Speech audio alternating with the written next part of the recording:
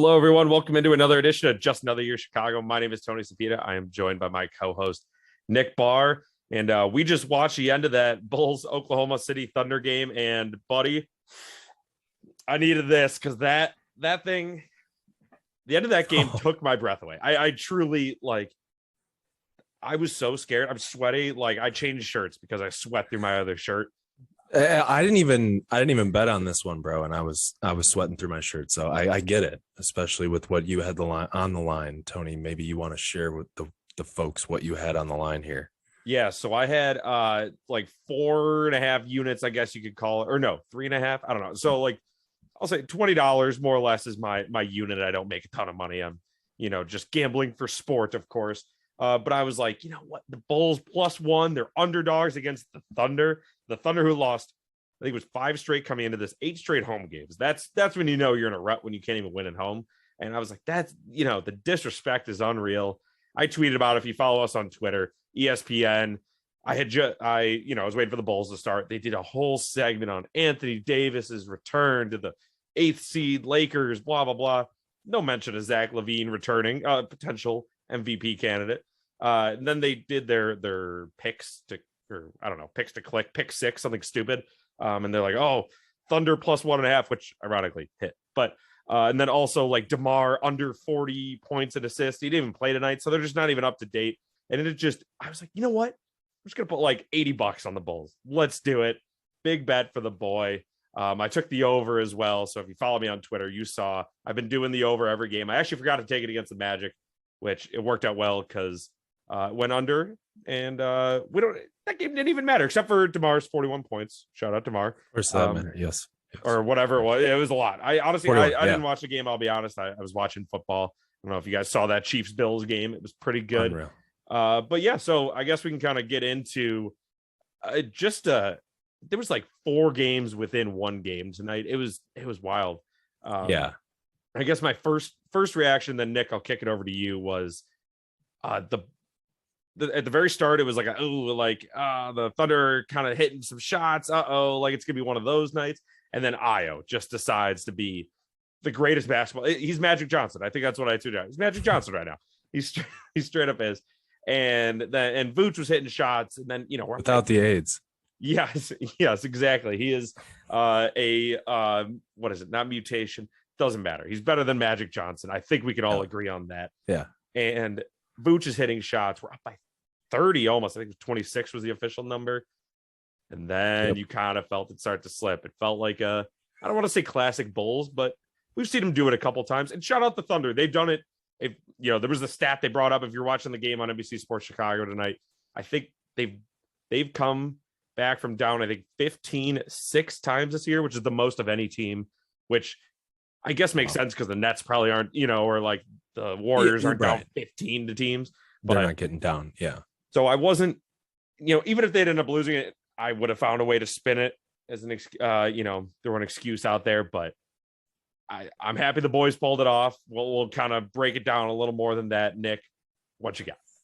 Yeah, Tony. So, obviously you had quite a bit, not like you had a mortgage riding on it, but there was a lot going on here for a game that just wasn't easy on the blood pressure. That's for sure. Interesting move. I think to start out, just rewind back to the starting lineup. So, we had, Zach LaVine go active right before tip, Javonte Green go active right before tip as well. And we kind of figured that they were going to play. They were traveling with the team. They were listed as questionable, but we kind of thought, okay, they're probably going to play if they're traveling. And then Vuce too. Vuce was a surprise, questionable injury status. Mm-hmm. He had that awkward fall last night in the Orlando game. Diehard Bulls guy. I was actually watching that unfortunate series of events. I had the Bills Chiefs game on my phone, so I'm here for you guys. But interesting move to not play DeMar. Maybe that was done knowing that knowing that Vuce is probably going to play. That whole thing kind of came out of nowhere. He did have a weird fall though, and had a bone bruise on his knee or whatever. So that's, but right off the bat, you're not playing DeMar, so that's a lot of pressure for Zach LaVine coming back after, missing 5 games. Clearly he looked like his explosiveness was there, looked to be that his knee is not a problem at all, which is awesome. Now, he didn't have the most efficient game in the world, still had 23 points, still our guy. And of course that game was, way too close. And again, this is the point I want to make, Tony. This is why you need Zach and DeMar, why we need our whole team. I mean, Zach kind of picks the pace up, but with that comes some kind of weird passes that are questionable, some turnovers. Like, now, of course, we appreciate the pace that Zach plays at. That's why he's able to beat everyone off the dribble and everything. And his transition game is unmatched. But with DeMar, we saw ourselves lacking that, that steady hand down the stretch where he just slows everything down, because that game was just, it was a pickup game at the end. It was Rucker Park. So if DeMar was in there, I think everyone knows, both Oklahoma City fans and Bulls fans, it would not look like that at all. And anyone that watches this team would know, and watches DeMar would know that he would slow it down. That's just his game. So definitely interesting to see, again, it's good to be able to see your team play without some of your players. Obviously, injuries are going to be a factor in playoffs or not. So, hey, we got the win. Starting lineup change at the last second. But we ended up squeaking it out, man. It ended up being okay.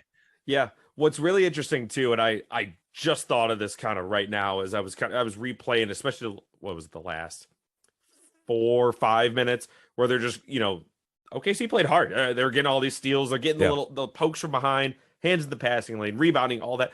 That kind of reminds me when the Bulls are at full strength. That's how they play. I forgot. I don't know how. I already forgot. Billy Donovan was their coach last year, and the years before that. They mentioned it during the game. The new Oklahoma City coach, I can't remember his name, but he's the youngest coach in the NBA right now, and he's the basically what is his protege, or whichever one means below, prodigy, whatever it is. Either way, studied under Billy Donovan, and you can definitely see it, and that kind of I don't know. I think that's kind of cool to see a team that, no offense, Oklahoma City fans that I totally know are listening, your team kind of stinks, on paper. You played hard, and you play hard for a guy that literally modeled his coaching career, it seems like, at least, after the guy that we now have at the helm with. I think it's fair to say with better players, with more athletic players. So that's something that I'm excited for, just kind of going forward in the future. So speaking of athletic players, should we maybe hit on potentially the greatest Chicago-born athlete, at least since Derrick Rose, minimum. Some may argue by the end of his career, when Derrick Rose is introducing him in the Hall of Fame, Chicago guy to Chicago guy, could be the greatest. Nick, you got anything to say about our boy Ayo? Oh, of course. I got a lot to say about the boy. We'll keep it short and sweet. Just an absolute, again, just looking like a vet out there. Tony, you even brought up that Will Purdue mentioned, we kind of started running around like chickens with our heads cut off after our rookie point guard was pulled out. And again, there's a lot of other things at play there. We're playing injured. It's not just that. And he's our third string point guard because our other two are out. And that, so we're no wonder we were a little out of sorts. Yeah. So perhaps a little bit of an overreaction, but with that being said, no need to overlook Ayo's impact. I feel like a couple of weeks ago we were talking about his performance overall, but I think we were hammering more on his defense and how he was making an impact there. It couldn't get better of an offensive performance than that. So he's showing both sides now. He started the game 9 for 9, and when I say started the game, he was 9 for 9 into, I think, the fourth quarter, and this broke the record for Bulls rookies for best shooting efficiency in a game. He ended with 24 points, which was his career high, 8 assists, and 71% from the field. So just amazing seeing him, and just with confidence too. It wasn't just the scoring. It was again, his ability to, with DeMar out, he was the DeMar mini me where he was, slowing down the game, taking that mid-range look, looking for the best option and not trying to play too fast. And you would think for a rookie, usually it'd be easy to, kind of let your feet go ahead of your, ahead of your brain, and you're fumbling the ball, and you're not really thinking. So just to see that composure, but also just like pure athleticism and just good at basketball is just an awesome, reassuring thing to see, especially with Lonzo out. So that was amazing. Yeah, it kind of sucks right at the end, right before he fouled out. Which I didn't realize he had 5 fouls, by the way. Obviously, then he got his 6th, but I didn't realize he had that many. It sucks. He missed I think he missed 2 shots in a row, which I'm sure dragged his shooting percentage down from to a measly 75. But I'm sure that would probably be in the 80s at least. But the half court shot, if I'm not mistaken, I think he was 8 for 8 going into that half court shot, I believe it was, and that was like 9 for 9. And I'm not saying all players do this. I'm not saying that it's because they're lazy or they shouldn't do it. You got to get your money. You got to make sure your stats look good. But there's a lot of players that don't take that shot when they're 8 for 8. They're having a good shooting night to kind of, you see it, a second after the buzzer goes off, they throw it up, He wants to make every single shot. And I love everything about that. I went nuts. I screamed when he made that shot. That was incredible. That was awesome. And I guess, we can go on for days about Ayo. I'm sure we'll have a few more things to say about him as the year goes on. So maybe we could talk. You want to talk a little bit about Vooch? And he had an interesting. He had, I think, like 2, maybe 3 different types of games within the game tonight too, as well. Yeah. I mean, starting, I think like the big deep breath that all the Bulls fans took was when he started the game 3 for 3 from 3, and that was just it was just so relieving. Like, yes, a couple of them were early in the shot clock, but yes, they were also good looks. And of course, if we came off the wrong way, I didn't mean to say that Vooch should, get his butt in the post only. When he's struggling, I would just like to see, him go to work in the post a little bit more. That's all. So I know no one called me out, but I'm just saying, you could have called me out for that. So, listen, he's a 2-dimensional, if not 3-dimensional player, and I get that. And it was on display tonight.